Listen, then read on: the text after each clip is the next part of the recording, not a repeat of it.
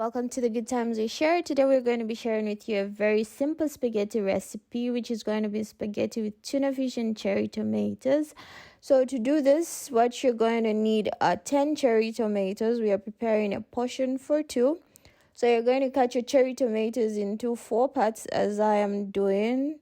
Just cut them all up and then you're going to set them aside.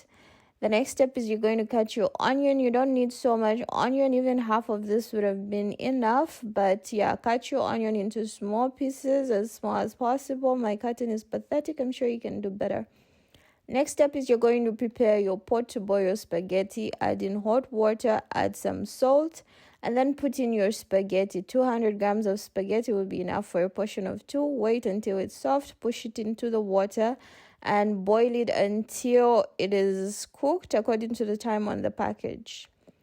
The next step is you prepare your pan. I'm using 50 grams of tuna fish, which was preserved in oil. So I'm using the same oil it was preserved in to fry.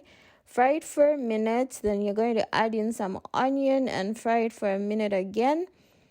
And at this point, you need to be stirring so that you make sure it does not burn. Keep stirring. And then you're going to add in your cherry tomatoes that you had cut earlier. At this point, you're going to cook it for about 5 minutes. But then you can even cook it for more, because our preferences in how we want our tomato to be cooked differ. Add in a bit of salt and just stir that up until you feel your tomatoes are cooked enough. At this point, your spaghetti should also be done. So you're going to drain it, then you're going to pour it to the mix. My spaghetti looks dry because it's fully drained.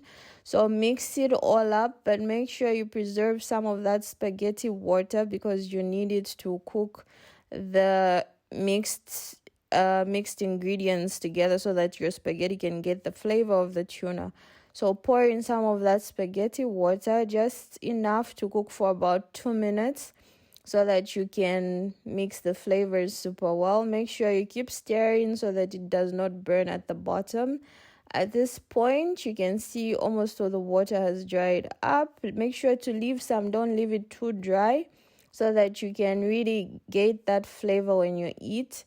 So at this point, your spaghetti is done. This is something you can do in under 20 minutes. I hope you enjoy this recipe. I hope you try it. Let us know what you think. And don't forget to subscribe so that you don't miss anything.